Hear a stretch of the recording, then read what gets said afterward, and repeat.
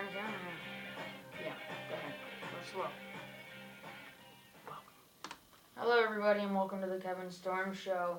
Today we have Olympian skier Seba Johnson. She has represented the United States, Virgin Islands, and You're prepared. Lost my intro. Is my mic on? You're very prepared. I appreciate that. I am. Okay. Okay. What else do you have? The song. Who was that by? That was, what is it doing? I don't know. Who was that song by? That was, Hey Hey We're the Vegans by the Vegan Minstrel. Okay. Good song. Seba Johnson is a Winter Olympian who has represented the United States Virgin Islands in the Slalom event and also the Giant Slalom. I think I'm saying that right. She started skiing in her childhood and competed at age 14 in Calgary, Canada. Before we talk to her, do you have an announcement to make? Yes, we're going to a puppy stop protest in Turnersville from 12 to 2. Well, that starts at 12. We'll get It starts there at around 12. And then we are going to the pop shop for lunch. Yeah, we're going to have some vegan pancakes at the pop shop. That sounds like a good idea. Yep. Okay, you're on. Okay, so, Seba. Good morning, how are you? I'm good. My mom told me to ask this question. I didn't think it was relevant to anything, but do you ever, or did you ever play skiing video games? Well, when I was a kid, or at the age of playing video games, we only had, like, Frogger and, Pac-Man and Miss Pac-Man and Galaxy, I think it is, or Galactica or something. Yeah. So it wasn't as advanced as it is today with technology, so no, I haven't. I've never played a skiing video game, but I'm sure they're out there. I think maybe we even have, I'm sure they have it. I think I've even seen it, like, on TV or whatnot being advertised, but no, I haven't. Okay, Just give him a second. What? Ask him to just give you a minute. Your mic is on. Okay. We excuse him for a minute. He forgot to do something. I forgot to do birthdays. Oh, and thank you for the support from the Barbie twins, activists, rescuers, and former Playboy playmates.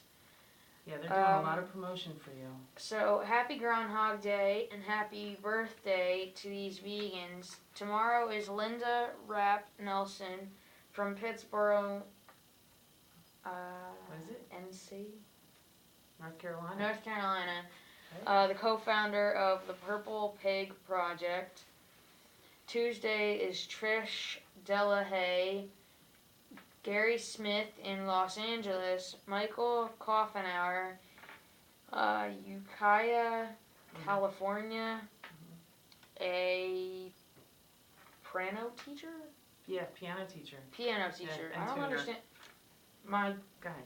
Just note creator has horrible handwriting. Sorry. And Brandy Bloggins from Niagara Falls, Ontario. And Wednesday is Janet Luna, a Pemberton Township bus driver. Hi, Janet. And Thursday is Ann Swisdorf from Jordan Hills, Colorado, aka Virginia Ann Pulley. Big fan. All right. So, Go ahead. what does that say at the top? Thank you for the donations toward my fundraiser to get to Animal Rights Conference in 2014 in LA. Inika Led? What's his name? Lehea. Anika Letty. Yeah. Letty. Diane Gandy Sorby, and an anonymous donor. So back to the interview. How do you stay in shape? Well, I do yoga. I definitely do a lot of hiking, and area, and I love swimming in the ocean, so swimming for sure. I was born on an island, so of course I was always near the water. And when I was an athlete, when I was ski racing, I did a lot of weight training, a lot of stretching and mountain biking, and I did a lot of, course every day. Even in the winter, even in the summers, I would go wherever there was glaciers so I could train and practice the gates and just do a lot of that and dryland training. So what do you do if there's no snow outside? What do I do where, please? If there's no snow outside. Oh, when there's no snow? Well, when I was an athlete, when I was skiing, when I was, doing the Olympics, I would do a lot of outdoor activity when there's no snow. Like we would do jogging early in the morning, almost, sometimes before the sun came up. We would definitely go and just, push our weights, especially working on our legs and our backs and stomachs and arms and all the muscle groups. And if it was somewhere nice, we would go in the ocean, or if there was a pool nearby, we would do a lot of swimming, because that elongates your body and your muscles. And other than that, it was so long ago in my life that I was actually trying to jot my memory. It was like 20 years ago when I was an athlete. So I love to hear these questions. You're bringing me back into my childhood. Mm-hmm. So go ahead, I'm sorry. So what is it that you do now? Well, I am doing a lot of outreach as far as speaking at different venues. This month, since it's Black History Month, I am speaking to an elementary school and to all the different grades. So I have to cater my language to each of the different grades from kindergarten to 5th grade, because all the kids are going to have different interests in what I have to say. Of course, the older kids would probably understand more because they were close to the age when I started racing and competing eventually on an international level. But I'll be speaking because it's Black History Month, and I made history as the first Black female in the Olympics for ski racing, and also made history as the youngest competitor out of any ethnicity at the age of 14. And so I'll be speaking about that experience and hopefully focusing on most of the good parts of it, because it was very political as well, being the only Black person in the sport, and the first one, and I got some death threats and poison pen letters and different things like that I don't think young children should have to be exposed to, because I was 14 and all the way through the age of 18 when I was in the second Olympic Games in 1992.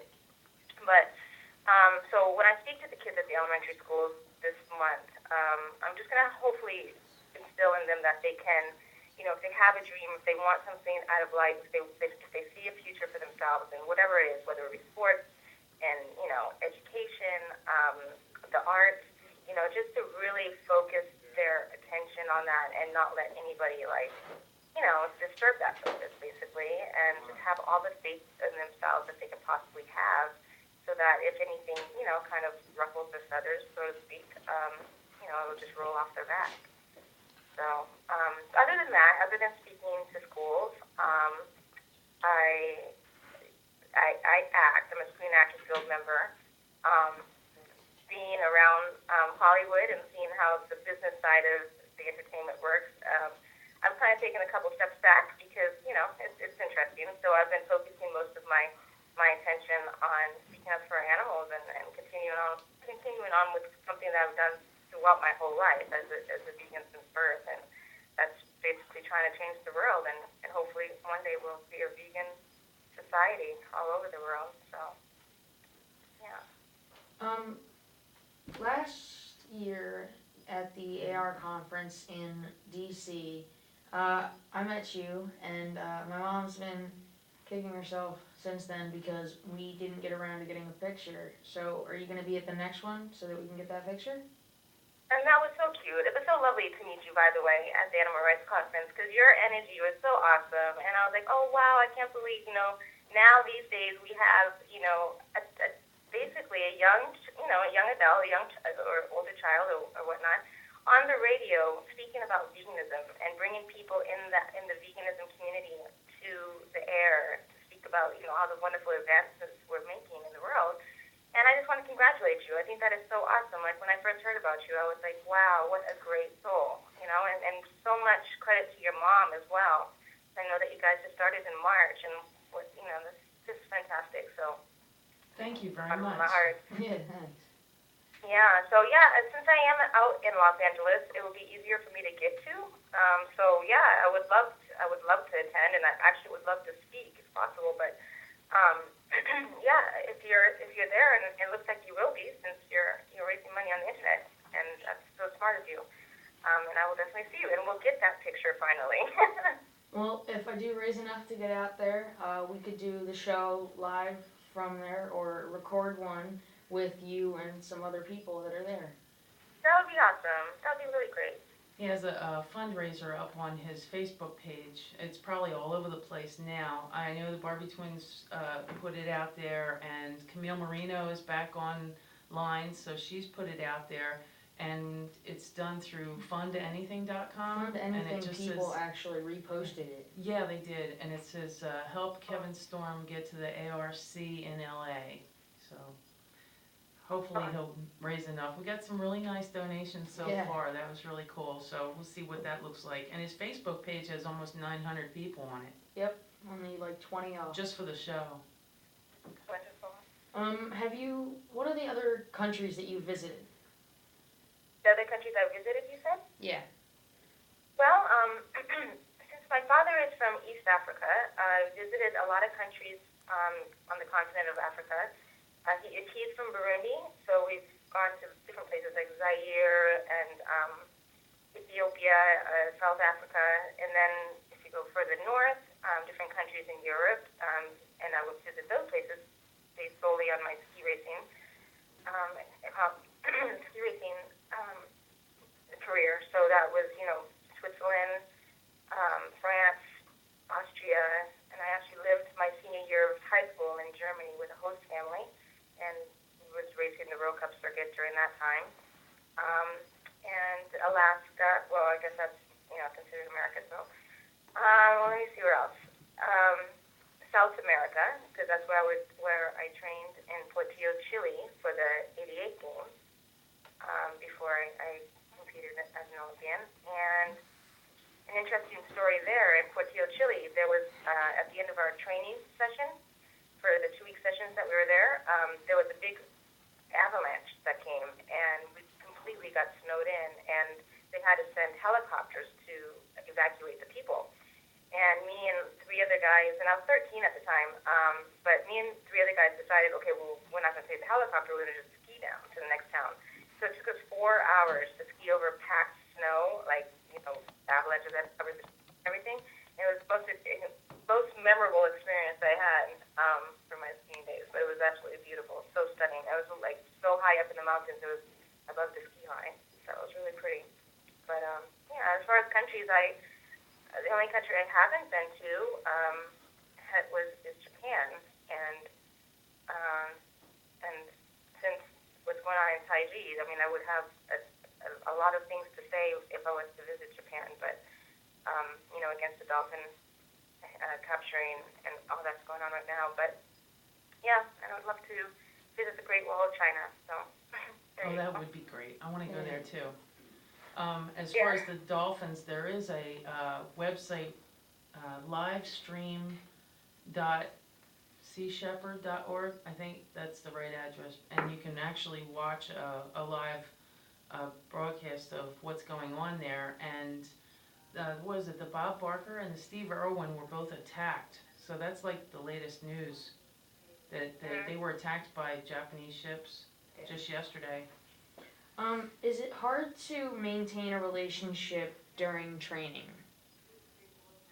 A relationship in what sense? What kind of relationship? Like parents or friends or? Personal relationships, boyfriend, girlfriend stuff, What's that? Is it hard to maintain like intimate relationships? Yeah, intimate relationships during training. Oh, training?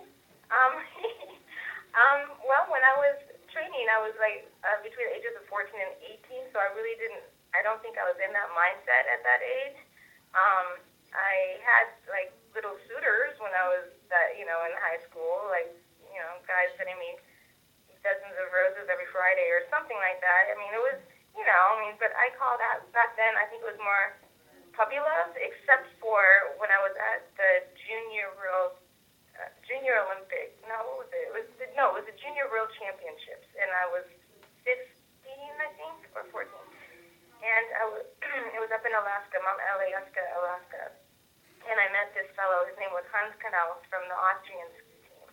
And he was so amazing, so beautiful. But he took a liking to me, and then eventually we did start dating, and I think he was the love of my life, actually. Aww. And now, years later, like his dream was to quit ski racing and become my coach and take me to the Olympics and continue having me go to the Olympic Games. And I don't think his family in Austria was for that, but he eventually won a silver medal in the Olympics. Cool. Quite a few years after we lost touch, and I think that is just so beautiful. And he now is this big star in Austria. But yeah, it was hard. It was, so to answer your question, I'm so sorry my answer was so long-winded, but it was, it wasn't really on the forefront of my mind, but it was difficult as far as that one relationship that I had as a ski racer. Don't worry about being long-winded. It's about you today. I'm so sorry about that. No, that's good. Oh, my mom wanted to know if you are currently married or no. Am I currently married? Yeah. No, I'm not. I've been proposed to a few times in my life, but no one, I can't marry anyone who eats meat or, wears leather or wears fur or, is okay with wearing wool or eats honey or, because I just feel the ideal person for me will be very compassionate towards animals and very concerned about how that person is going to leave this earth long after they're gone.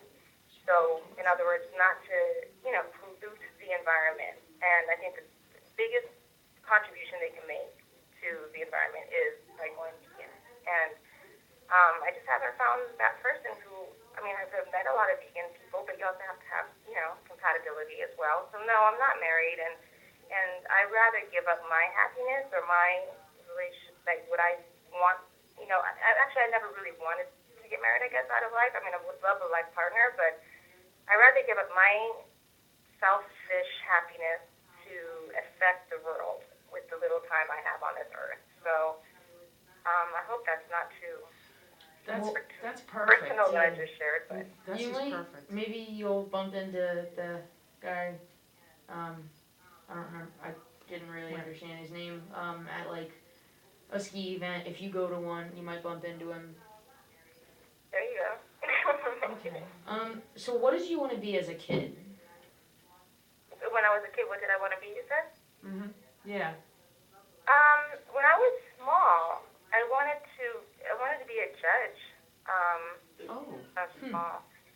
And of course, when I was 5 and I saw skiing for the first time in Switzerland, I wanted to be a skier, but I don't know. It was kind of like a toss-up. I knew I wanted to affect the world. I knew I wanted to change the world, but I didn't really know my avenue. And I knew I was being raised as a vegan. I wasn't, my mom never let us wear anything that had to do with animals or eat anything that had to do with animals. And I didn't realize the impact that it was making on my life at such a young age until I grew up.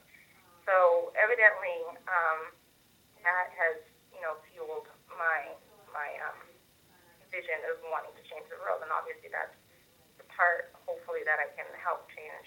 And, when I think of you and I think of all the kids that are being raised vegan now, we're like on the pioneer stages of like this shift in the way people are, choosing what they eat and how they treat animals. So I really do truly believe that one day the whole world will be really passionately and ethically vegan.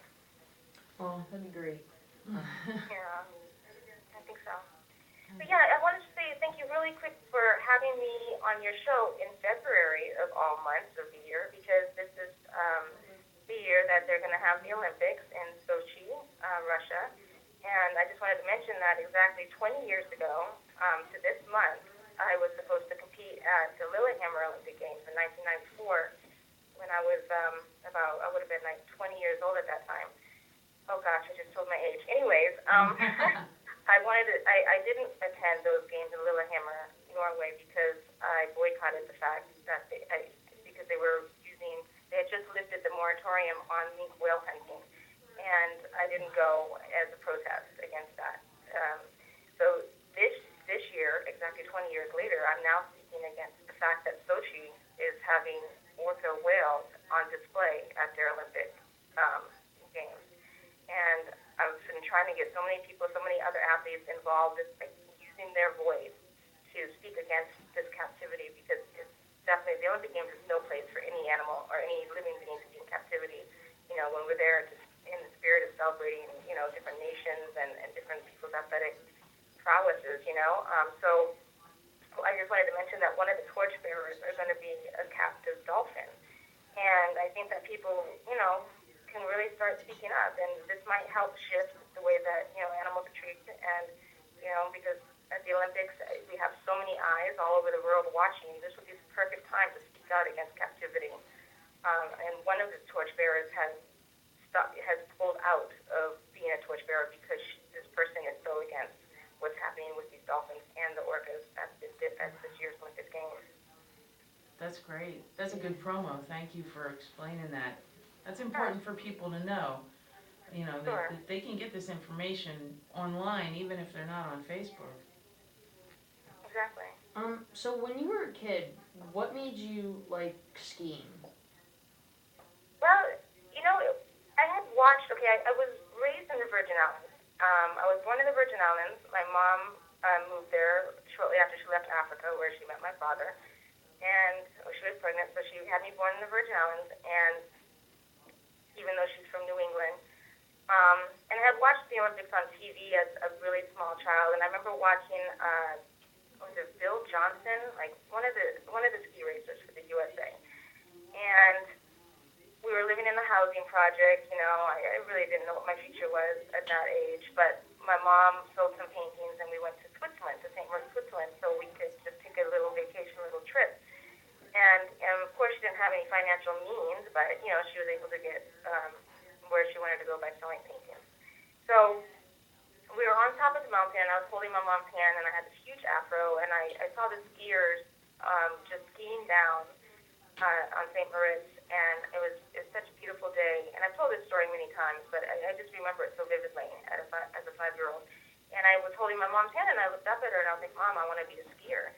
And she didn't think much of it at the time, and because I had never been on skis. But 9 years later, I was at the start gate of the Olympics at the age of 14. So it just, speaks on the power of intention. But also, I just think, sometimes certain people, I think, when you have something in your mind that you want to do, it's almost like destiny, like the universe will conspire to help make it happen for you. So, after that trip to St. Moritz, we went back to the Virgin Islands, and we went to visit my grandmother up in New England, and my mom let me take a ski lesson, and then I took another ski lesson, and then, after about the third time, I was in a little recreational ski race up at the mountain, and cried because I got the silver medal, and I didn't get the gold, and that's when my mom saw, okay, wait, she might be serious about this. So, we eventually moved out to Lake Tahoe, and when I was in middle school, and joined a local Heavenly Valley ski team, and then from there it was history. So we've run out of time. No, we didn't. But You still got a few more minutes. I know, but you have announcements to do. Well, you can ask her one more question. What? Do you have any favorite foods that you liked as a kid that you still enjoy now that are vegan that people might be interested in? Yeah, definitely. It's funny you should ask, because when I was a kid, I was always kind of embarrassed when I would bring my artichoke sandwiches to school, because it was the marinated artichokes in the jar, and my mom would put it inside of bread with mustard, and I loved it. It tasted so good, but it had this not so desirable scent, fragrance to it, because all the other kids would bring stuff that I didn't think was desirable, like ham sandwiches and bologna sandwiches, and I thought that smell was, I just knew it was an animal's body that was in between the two pieces of bread, so it was never appetizing to me.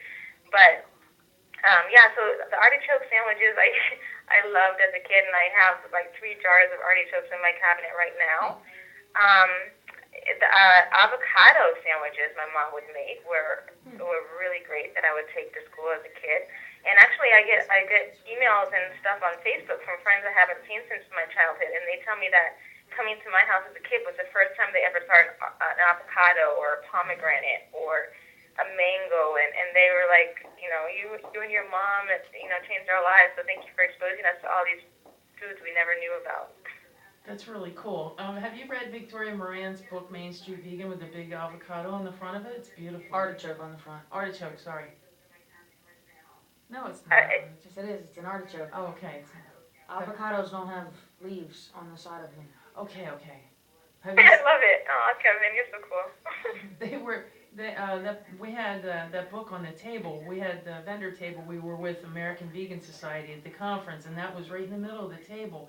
And that's what attracted me to it, was because I loved them. And like I saw the picture, I was like, what a great cover for a book. I haven't gotten into artichokes yet. They're I don't know how to describe them from like my standpoint, but I've had, when we've gone to Via Roma and gotten a stromboli with artichoke in it, it's always sort of what? Salty? It's good. I don't know how to describe it. It's just, I don't know. Maybe I'll like them later. Dad keeps saying that I'm gonna like mushrooms one day again. Try shiitake mushroom. Those are good. Yeah, definitely, especially when they're really big and grilled. And so okay, we're out of time, and I have a few more announcements to do. But I really hope that we see you at the conference, and it was really great of you to call in. We really appreciate it. Yeah, that'd be really cool to see you at the conference. And thank you guys so much. I appreciate everything you're doing. Thank you. Thank you very much. We'll put the recording of the video as best we can, upload it tonight, and it'll be on the announcement from today's show on his page, The Kevin Storm Show. Awesome. Thank you. And don't forget to have your listeners go to sebajohnson.com as well. Absolutely. Okay. Thank you very much. Have a great day. Okay, You too, see hon. ya. There's a worldwide event on Facebook by Kevin Starboard, 10,000 calls for dolphins of Japan. There's regular updates on that. And he has information on there about the Steve Irwin and Bob Barker attack. Ben Stroman, who was on the show as the vegan drag queen, Honey LeBronx, is doing a photo. Let's see, she's capturing incredible headshots for $99 at New York City's Pearl Studios, 508th Avenue on the 12th floor. You can visit the Facebook page, NYC Headshots. They look great. There's a lot of pictures on there that she's done for profiles. Okay, and it's 12 o'clock tomorrow. And at 7 p.m. tomorrow, Corey Waters is at Howard Giddit's Student Center for the Vegan Series, Why Intersectionality, sorry. That's at Philly's Temple University. And on Wednesday night, 7 p.m., there's a screening of Blackfish at Blue Stockings. And Rose McCoy will be there, and her mom. They're going to have some incredible food, and I'm sorry we can't make it. And do you have a song to end with? I quickly? do. It's the same song that we started with. Vegan Okay. Minstrel. For my co-host Susan, this is Kevin Storm signing off.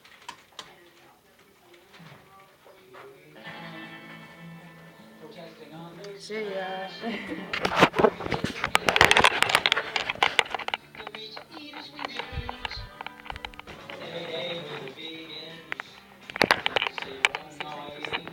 Oh, thanks to Seba Johnson, and I unfortunately have to end the show with dirt in my eye. Oh,